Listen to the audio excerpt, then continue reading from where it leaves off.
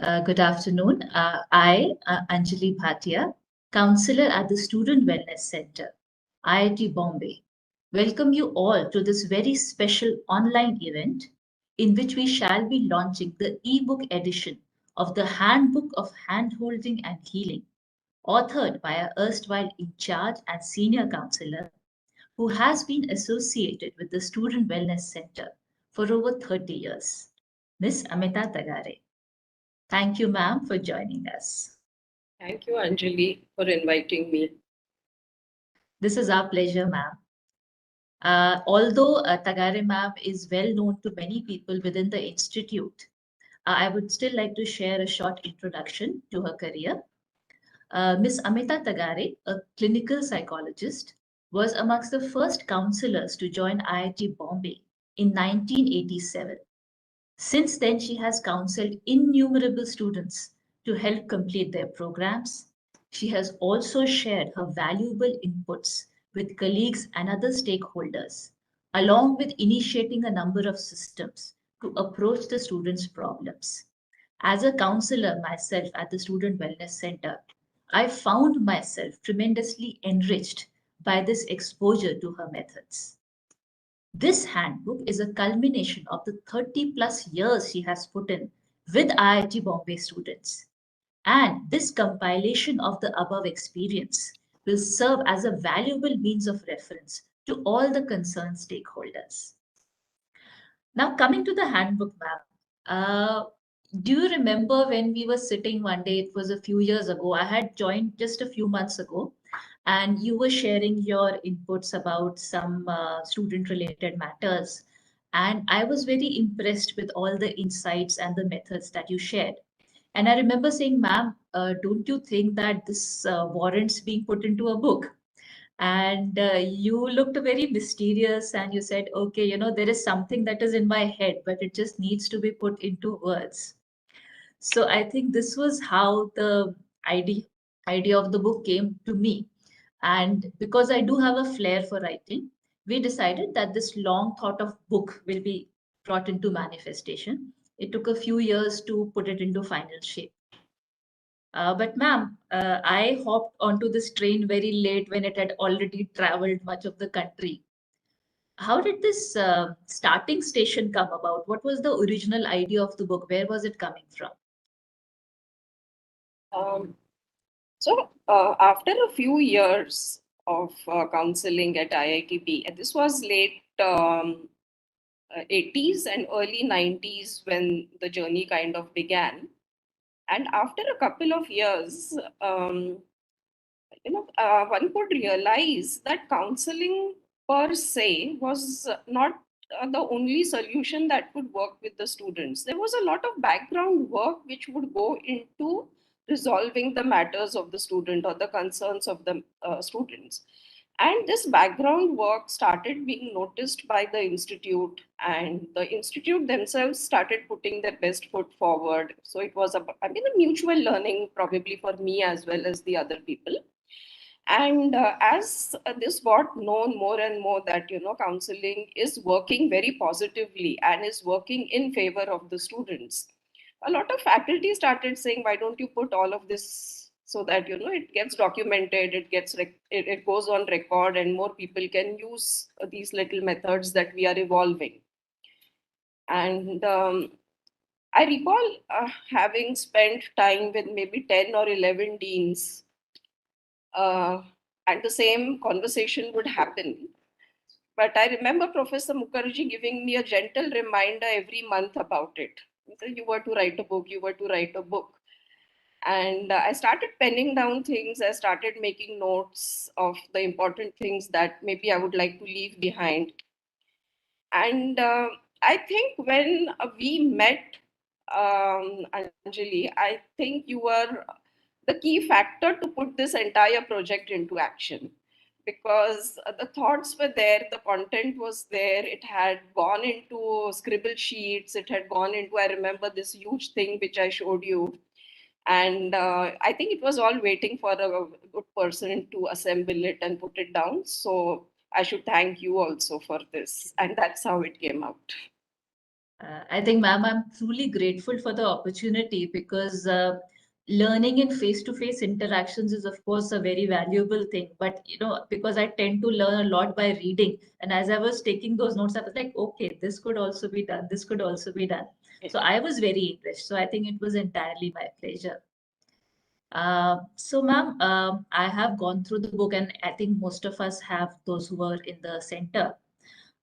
You have also elaborated in great detail about how the different functionaries of the institute were roped in to provide all around support to the students, which was, sometimes in collaboration with counseling and sometimes cases that were beyond counseling as well. So could you just speak a little bit more about this? Okay. Uh, so as we see and we know that IIT Bombay, it is a gated community. Students, it's a residence come academic institute. Students are living on the campus. I mean, 24/7 they are in the institute, and everything is happening within those four walls. So it was, I think, gradually after 4 or 5 years of putting in work over there, I realized that counseling, maybe if you do it outside a gated community and you do it inside a gated community, there is a world of difference. I mean, one has to kind of unlearn and relearn a lot of methodology that you feel, oh, you know all about it. And that was my journey. I was unlearning and relearning and trying to address concerns to a gated kind of a community. And eventually one realizes that maybe the counselor is not a one stop solution for all the problems. Okay. And also probably what triggered in terms of the support structure and reaching out to more people is, if a student was sent to a counselor, and I think it holds good even today, it is considered that the problem is solved. The counselor has a magic wand, and she's going to run it around the head of the student, and issues are just going to get resolved. And the responsibility of whoever has kind of shown him the door to the counselor is over. It could be parents, it could be faculty, it could be anybody. And I mean, it was over a period that I learned that no, you need people, you need a support, you need to create some kind of a structure which suits this particular student. Like if you have an academic difficulty, none of us can resolve it. So you need the help of a faculty. If there is a parental dispute, or there is a parental pressure, then you need to involve the parents. Or if there is some kind of a problem in the hostel with the peers, I think you need to address it in a different way. And students typically came with these kind of concerns. So that's when probably, one could reach out to other people. I started knocking on doors. I started getting help from other people. And that is also a part of this handbook, that, how and when can we reach out to the right people at the right time. So it is with parents, faculty, peers, and I mean, as we go on, I'll elaborate more on this. But yes, this is it. I think because all of our counselors have also gone through the book, they are very eager to ask a few questions. And I think I can see Anisha. Anisha, would you like to put your camera on and ask a question?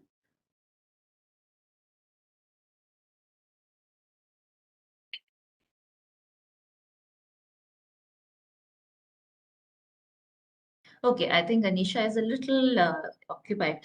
Um, yeah, Hima ma'am. Yeah, Hima ma'am has a question.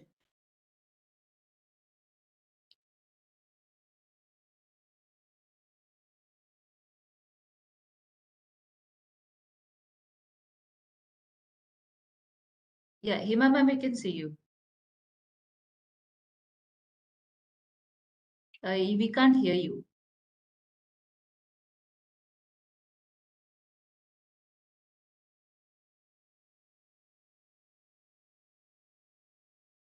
Okay, I think while Hima ma'am figures out her audio.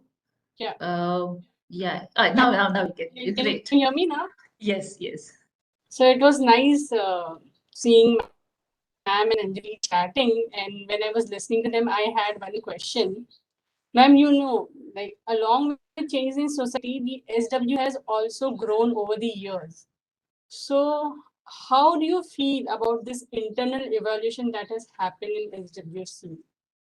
Because you were only person and now we are a big team. Absolutely. So I think before I answer your question, let me say this. I think IIT Bombay should be very proud of its Student Wellness Center and the team that is existing at the Student Wellness Center. We are a big team. And I think this team is very well equipped. Eventually, I mean, when I was alone for a few years, it was all about one-on-one counseling. And as the team grew, and the team grew basically in terms of the needs of the students. We have all the right people in the right place. Like we have a social psychologist, we have one or two clinical psychologists, we have a pure counseling background, that's you. And I think the topping on the cake is we also started believing in psychometry. And we have a good psychometrician right now on the campus. So before I go to the psychometrician part, I think besides doing one-on-one counseling, for which our team is really very well equipped and can handle the cases exceptionally well. I mean, all that the student needs to do is reach out to the center, and then I think his job is done and the team is taking care of him. I think they're doing a lot of good outreach. A lot of teamwork is going in terms of creating awareness on the campus, removing the taboo about mental health. And I think it's a fantastic teamwork that is happening. Um, Though I would like to make a mention regarding a special mention, let me say a special mention regarding the psychometry. All of us over the years have seen a lot of denial from the parents, denial from the students themselves about acceptance of a mental health issue. And psychometry has come across as a very good pathology, which puts to rest a lot of concerns which are raised by a lot of people. It gives direction to us also. So this arm of SWC is doing a fantastic job. And here I would also like to mention about our own inventory that we created. I mean, we have a tailor-made inventory today, which is not available in the market, and it's only for our students. Having seen their problems for about 25 years and plus, we have this inventory which helps us do early intervention, which helps us to catch students in their very early stages of problems. And it's very heartening to see that the team has succeeded a large way in this particular area. I remember myself about 10 to 15 students whom we caught very early and saved them from a lot of distress. So I think the evolution is fantastic.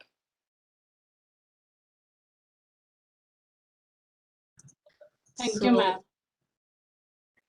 Thank you, Hima ma'am. Hima ma'am, the in charge of the Student Wellness Center, I think put a very pertinent question about the evolution of the center. Thank you, Hima ma'am. Ma'am, this questionnaire, that inventory that you're talking about, I think that sounds very intriguing, and I think sort of wish we had more time to discuss that. So maybe sometime in the future we can do another conversation about this, Sure. so that more people come to know about this in detail. Sure. I think it's an initiative many institutes should think about, because it saves a lot of distress to the student. I mean, something that is growing at a very early stage, if it can be corrected, it saves him a lot of pain and distress. Yes, we will talk about it. Thank you, ma'am. Okay, I think now Anisha has a question. Anisha, can you put your video on? Hello, ma'am. It's Hello, so nice Anisha. to see you. So, ma'am, I wanted to ask you, You've had such a long journey of decades through this process, you know. You must have seen so many changes in the kinds of issues that have come up over the years. Can you please tell us a little bit more about these kind of changes, ma'am? Okay. So this is very interesting to share also. Um, though the baseline is the same, it was late 80s, early 90s, and 2000, or whatever you may call it. I think parents just want their children to be engineers and doctors. That is one thing which has not changed at all. It's all about the continuity of being an engineer or a doctor. But other than that, on the student front, I mean, the journey began with 250 students, if I recall well. uh, the entire campus had 250 students to maximum 300 if you take the PhDs. And now we have a number of 12,000 plus. So the number of students has gone up, the number of concerns have gone up, the number of problems have gone up. And more than anything, the type of problems have also changed. Okay. I recall attending to students who used to say, we are feeling homesick, we want to go home. Or how do we wash our clothes over the weekend? Or I remember a very sweet question, ki, the sabzi in the mess has a lot of alus and we cannot have so much of alus. And that used to be a problem in those days. But over the years, we see that probably parental communication is going down. You have Swiggies and Zomatos all over the campus. Um, and the parental pressures in terms of delivery is undoubtedly a little more on the rise. I mean, we never heard of, what would be the package of the 4 years or after 5 years of a dual program. So, I mean, yeah, there are different kind of queries coming up of late, and times have changed. The biggest concern, I think, is also about the technology taking over the social connect. We have seen very active social connect in the past. I mean, if you took a walk around the gymkhana in the evening or you went for a post dinner walk around the gymkhana, it used to be flooded with students. And these days, I think it's the laptops and the mobiles which have taken over, and we hardly see any social connects. So as Hima was asking about evolution of the student wellness center and the diversity of counselors, I think we still need to get a few specialized people in terms of dealing with these kind of issues. Um, they are difficult, but yes, they exist and they need to be addressed, which were not there. I think I was lucky. Thank you, ma'am. Agree.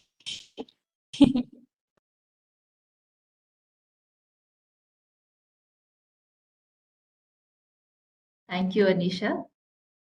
Okay. Anjali Gadgil, another one of our counselors. So that was Anisha Matthews, because I think below her name tag, you can only see Student Wellness Center. So Anisha Matthews. And now we have Anjali Gadgil, who has a question to ask. Over to you, Anjali. Yes, thank you, Anjali. Hello, ma'am. So, ma'am, you just right now you talked about the evolution and you have a 3+ year decades of experience. So now when we are working, ma'am, I wanted to ask this question that we can really relate to the struggles you faced while creating a support for the students. It really gets difficult at times for us, and maybe I think this applies to the other mental health professionals from the any part of the world. So, how do you suggest this should be dealt with? Anjali, I'm happy to answer this question and share a little inputs that I have on this. Um, See, mental health issues are not a physical well-being issue. For surprisingly, is always put under the carpet. It has been put under the carpet, and I think it continues to be put under the carpet even today. It's not addressed as it should be addressed. But of course, of late, I think people are more open to it. Okay, particularly counselors. I mean, counselors have no choice but to be open about it. But When a student comes to the center, I think no stone is unturned from the counselor. The counselor gets very proactive, and I think this happens with all the counselors around. And each one wants to put, you know, things into place and reduce the distress, reduce the emotional turmoil that the student is going through. But I think, as I mentioned earlier also, it cannot be a one person's job over here. And it is very important that the people involved with the concerns also become more proactive. So I think every counselor needs to make the persons involved in this, an entire development process also a little more proactive, show them the right direction, why everybody needs to contribute in the positive way. And it's just not about being proactive, I think empathy. Even today, we see in the institute, a lot of people are not as empathetic towards these kind of concerns. They think, why is somebody going through this? But I think empathy, being proactive, is very important for the caregivers also. And you have an added responsibility as a counselor to, as you work with the student, you should simultaneously, make other people a little more responsible. Thank you so much, ma'am, for sharing. Thank you, Anjali. Shaukat, I think you wanted to ask something to ma'am. Yes. Ma'am, given that a number of students and mentors will be listening to this lecture today and in the future, I want to ask you, how do you feel about the peer relationships and peer support that exist today in the campus? And do you have any advice for them? Sure. Generally, for an 18-year-old or a 19-year-old, I think parents or anybody in authority, be it faculty or even the counselors themselves, it comes as a very administrative kind of a figure, or it comes across as a very, official kind of a figure. And immediately there is a communication gap between the student and these authorities. Okay, though counselors choose not to be authorities, but for some reason it just emerges that way. And it is over here that the peers can contribute positively to the student, particularly in terms of empathy, what I was just mentioning a little while ago. The second year students or the third year students have gone through exactly what the present first year students are going through. And having seen this work very positively with the early comers to the institute, particularly the first years, we try to develop a very good mentorship program where we have mentors from the second year and the third year for the first year students. And by and large, they took care of the first year students very well. They were eyes and ears of the student to the faculty, to the counselor, and probably they didn't even let the matter escalate. Just as a peer, they could resolve a lot of things. And that time, the strength was very limited. We just had about 35 to 40 mentors who did a fantastic job in mentoring. And also, they carried this bond throughout their lives. It was just not in the first year or the second year. Even after they graduated, this bond continued. So it was a very healthy program which was initiated. And it did very well. I'm sure it is doing very well even now. But now the number of mentors has gone up tremendously. And I personally feel that a little lethargy could have creeped in because of academic pressures and their own work. But yeah, I think the mentors and the DAMP mentors, the department academic mentorship program, also they can do wonders if they decide they really want to do. And the positions which they hold, they are very noble positions, unlike the other glamorous positions that the institute offers. Like we have the Mood Indigo, we have the Tech Fest. Okay, in comparison to those, these are very noble positions. And I urge the entire mentorship program to, look at this opportunity that they have to help out somebody in a very positive way. Thank you, ma'am. Lavina, I think you wanted to ask something. So that was Shaukat Yes. Ali, one of our counselors, and now we have Lavina Lewis. Over to you, Lavina. Thanks, Anjali. Good afternoon, ma'am. Lavina. It's very good to see you, ma'am. Ma'am, as we've also known that, the saying goes, reading is breathing in and writing is breathing out. And, while we were just, like, I have just glanced through some of the pages, um, it's been very inspiring and very thoughtful to see something that's come in from your side.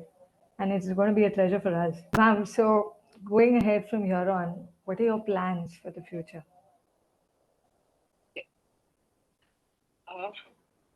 I have been urged, Lavina, to take this book a little forward, add a few more chapters Wow. to this, and probably look at the other dimensions of, uh, the work that was done in the last so many years.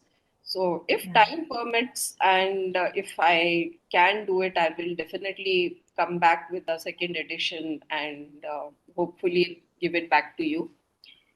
But in the Thanks, ma'am. meanwhile, after I've just finished with IIT just 2 months back, I think I'm taking it a little bit easy right now. But the second edition is on my Right. mind. Yeah. That's great. That's great. That'll be really good, ma'am. Thank you. Thank you, Lavina. Thanks, Anjali. This was Lavina Lewis, one of our counselors. So now our entire team of counselors has been visible on this event. And we are very, actually, it is very warming, in the heartwarming and in the terms of the warmth of enthusiasm kind of manner, to see such a spirited and committed, conscientious team working literally day and night to secure the well-being of the students. So, and this handbook brings together this treasure chest of experience. And I mean, like ma'am correctly said, it is not enough. There probably would be a lot more voluminous experiences to unpack. And a second edition, and hopefully a third or fourth or fifth should also be in the works. So, ma'am must be thinking that, okay, I'm just enjoying some peace and quiet, and now they're demanding more from me. Okay. So now, before we are now at the verge of the launch of the ebook. However, before that, I'd just like to make a mention that we have also done a formal in-person launch with the dignitaries of the institute earlier in the year, which included the director, the deans, and other functionaries. And the print edition of the book was already released some time back.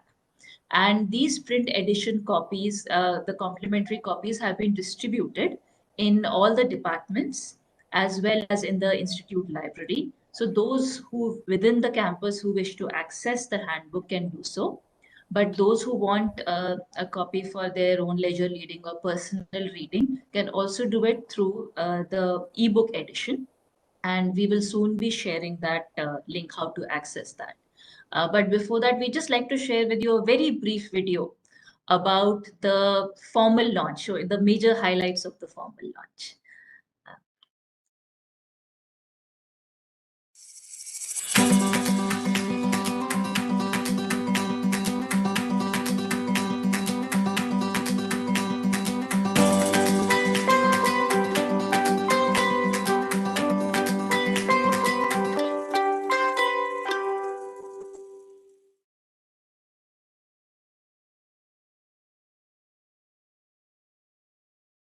That was really refreshing to relive those memories.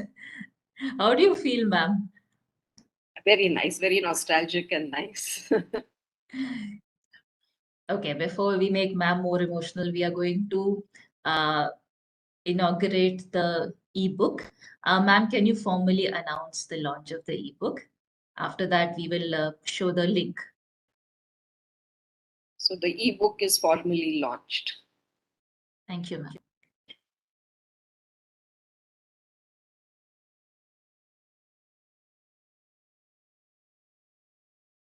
So as you can see, this is the web page. Can Anisha, can you just go back a little bit, because I think it's a little maybe people would like to see the links again. Maybe just go back to home.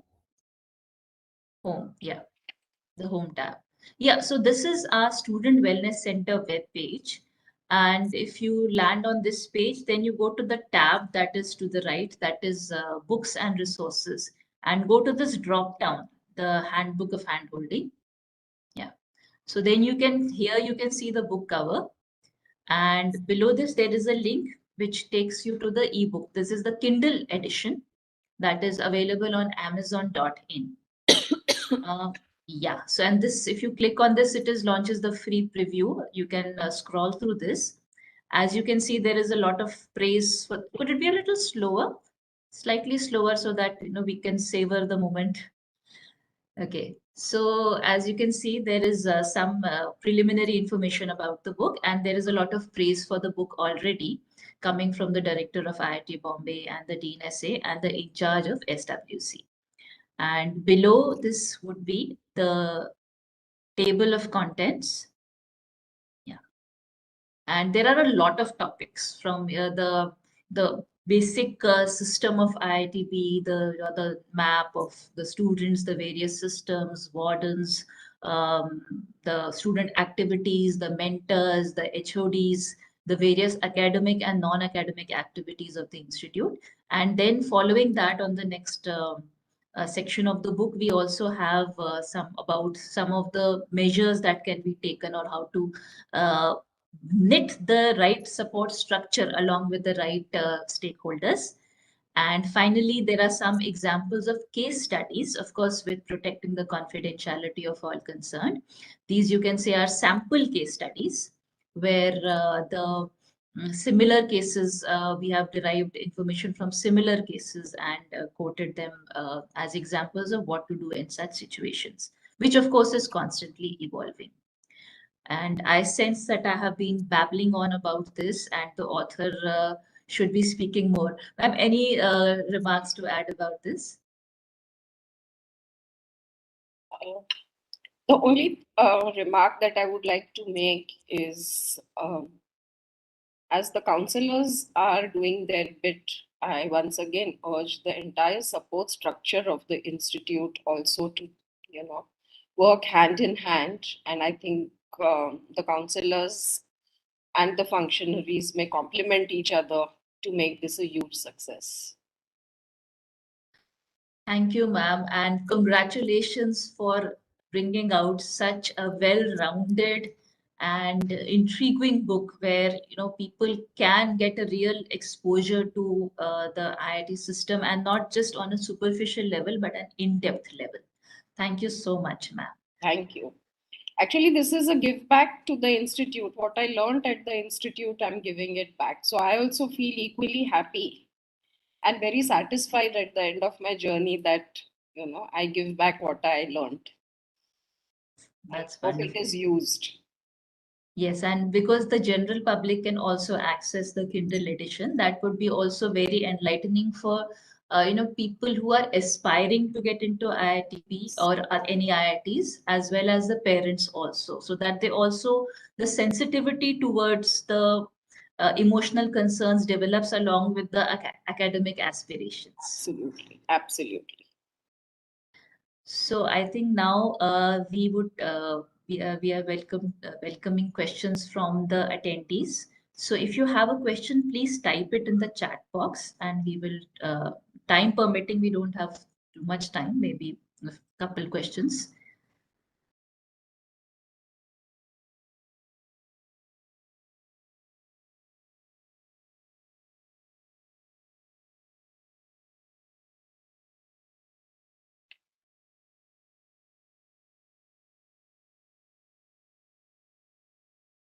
Okay, there is a question that if students are facing Okay, this is, I think, looks like somebody wanted to also ask about from the general public that in case somebody's family member or some student from another institute, they also wish to understand their mental health or seek help, what should they be doing and whom should they approach?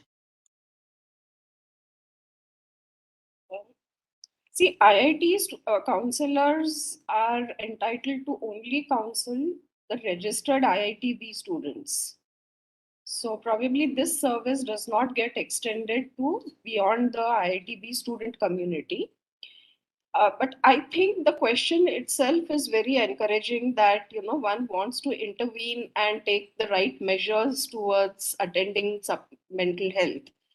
And I think in this case, looking for a counselor nearby or looking for a mental health professional anywhere where you are staying would be a good idea to take an opinion if you have any questions in your mind regarding any problems or concerns you or your family is going through. Thank you, ma'am. Okay. Okay. There is another question that says that if we, as they have not really mentioned whether they are students or faculty or staff, but if we wish to increase our sensitivity towards mental health, is there any program or education or what? How do we learn more about it? See, if you are on the campus and you are in the institute, I think they should feel free to come and have a talk with any of you at any given point of time. And best to get the information from the correct source. So don't depend on the internet or any social media front. I think the counselors are the best people to help you on those fronts. The question here is that if we are, because we have a lot of resources available, and I think what they have written here is that I am a very, I follow these Instagram pages and I really like to get the mental health help from there, which is also freely available. So what is the difference between that and what are the services offered by SWC? Okay. So when you approach Instagram or you approach a non-face-to-face counseling media or a form of non-face-to-face, I think you miss out a lot on probably what the counselor would want to understand. A, your body language. B, the way you speak. Uh, what are your concerns? It's best understood when it is face-to-face. And also, I think there is a very high chance of misinterpretation, as maybe anybody who goes through a problem or a concern wants to hear the right solutions which he or she already has in mind, and interpretation on an Instagram is left to your wild imagination, and you would want to interpret things the way you want to interpret them, or you will not let the other person know what your true concerns are if you are on the social media. So I mean, I may be accused of belonging to the old school of thought, and I think with my white hair, I can take that very well.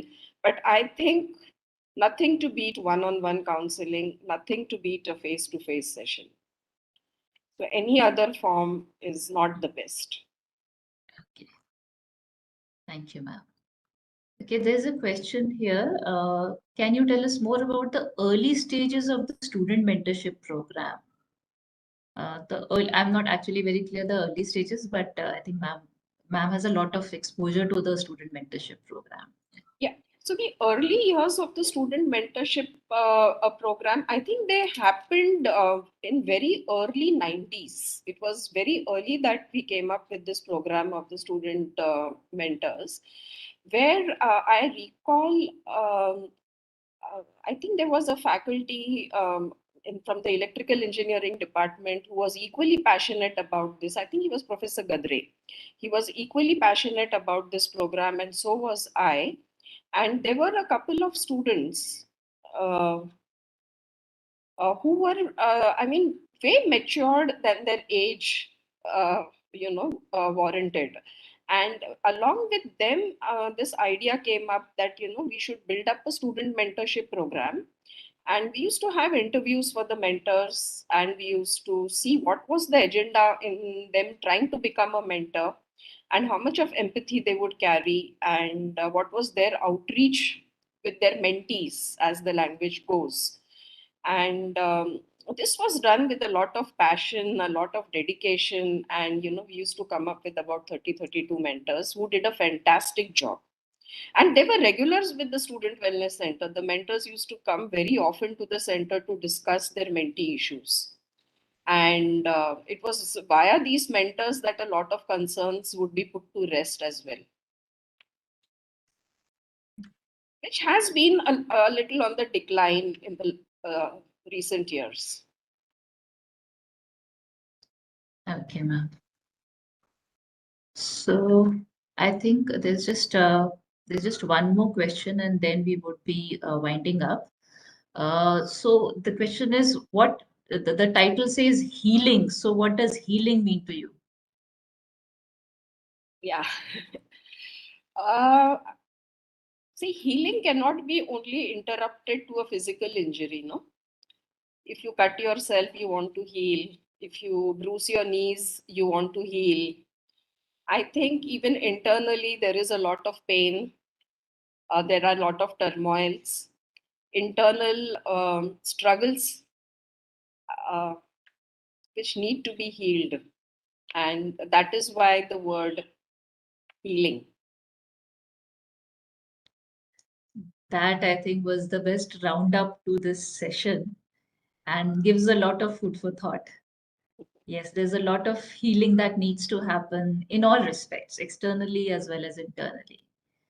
Right. And thank you so much, ma'am. And once again, congratulations on bringing out this work. And we really hope, even though we are putting pressure on you, that there are second, third, fourth, fifth editions of this book, and a lot more people benefit from it, so that there is a wider reach to this.